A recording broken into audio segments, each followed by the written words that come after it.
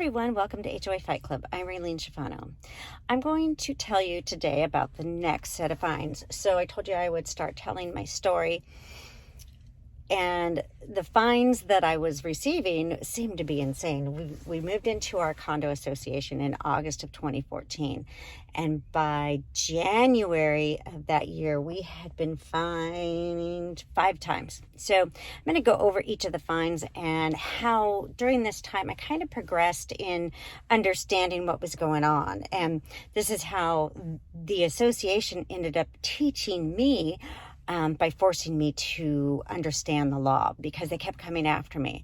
So I guess I could say thank you to that board, because they educated me, and they educated me enough that I've been educated enough to teach others. So let's talk about the next fine. So the first fine was my sprinkler head. The second fine was breaking down our boxes. So our president of the association would dumpster dive. They would dive in, she would go through all the trash, she would look at everything, and if anything had your name on it, she would accuse you of not breaking down a box. So we always break down our boxes because otherwise they don't fit in the garbage cans. So we did, but I got a fine for not breaking down my boxes. So what I did at that point was say, I'm so sorry if it was us. We didn't realize it. Please excuse it. I still didn't know I had to even ask for a hearing, or that was even an option. So we got that one. They waived it because it was a warning. They sent us the warning letter. The next one was for a canopy in our backyard. We live in Washington State, so it's constantly raining. Well, we had a set of bushes in our backyard, and we put up a canopy, just an 8x8, to keep us from getting wet during the winter if we wanted to go sit out on our back patio. We had a really nice umbrella and bar area in the back patio that we had set up. We had a beautiful backyard. My husband did a beautiful Italian garden, and so we put this canopy up to keep us dry. Well, the board president didn't like it. So it gave her reason to fine me. Well, there was no rule. And again, at this time, if I would have realized what the laws and the rules and the declaration and the bylaw even were, I would have pulled it out and said, look, it doesn't say that. So we get the canopy one. They say, okay, we'll let you go this time, but don't put anything else up without our approval.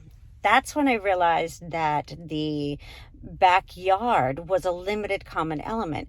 So that was my first education of learning what a common element was and what a limited common element. Not really to the point of education, but I knew that our backyard wasn't our own, and we had to make sure we got permission to do anything in the backyard. So, which we did. We did some construction in the backyard. We added a beautiful back patio. We had dug down a French drain so everything would drain right. We had done really everything up to code.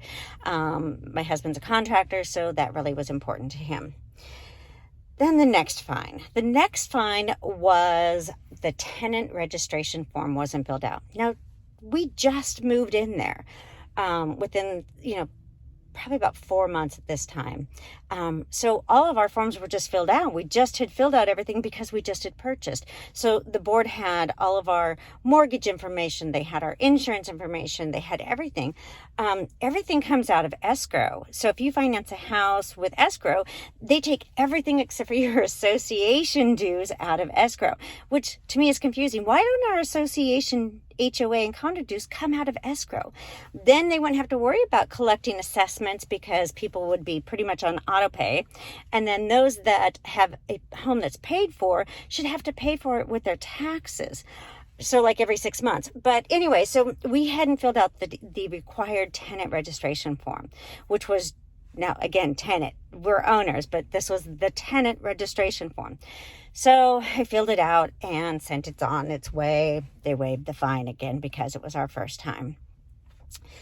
Then we got fined for not changing our plumbing piping. So the pipes that come out of the wall, all the tubes, the hoses, to the dishwasher, to the sink, to the bathrooms, all of them, we had 3 bathrooms, the underneath the sink, the refrigerator hose. They wanted everything to be changed into a certain piping. Now that's where I kind of got that's where it kind of stopped me, because I was like, okay, wait a minute. I own the inside, right? What do I own? So I pulled out the documents and started reading. Well, we do. We own the inside. And I had just had an inspection done on the home, which they have to do an inspection of the piping and the plumbing and the roofs and everything else. So, which we weren't allowed to inspect the roof. Let's just put that out there right now. So anyways, we get this fine for not having our plumbing pipes changed. So I wrote to the property manager and said, look, I'm not changing everything again. We just moved in. We just had all this stuff done. What is the deal with this? I'm not doing this. And he said, it's mandatory.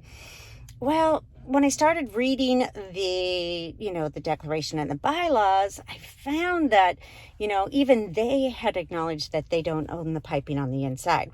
Now, they can require you to keep it up, but, they can't really enforce that, because that's the part that we own. That's not in the wall.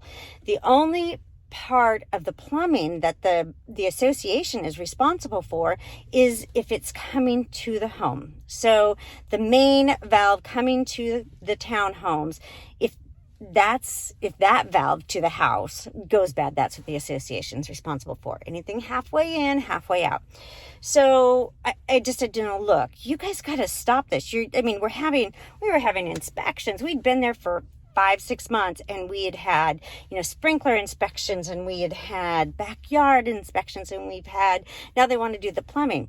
Well, I really put up a stink with this one. And so the board decided in their next board meeting, you'll notice this, that the amount of fines equal how many months that I've lived there now. They would have a board meeting and I would get fined. So is everybody getting fined this way? I was really curious. So at this point, I had told the property manager that the board would not be allowed in our home unless it was an emergency or an inspection by a professional contractor.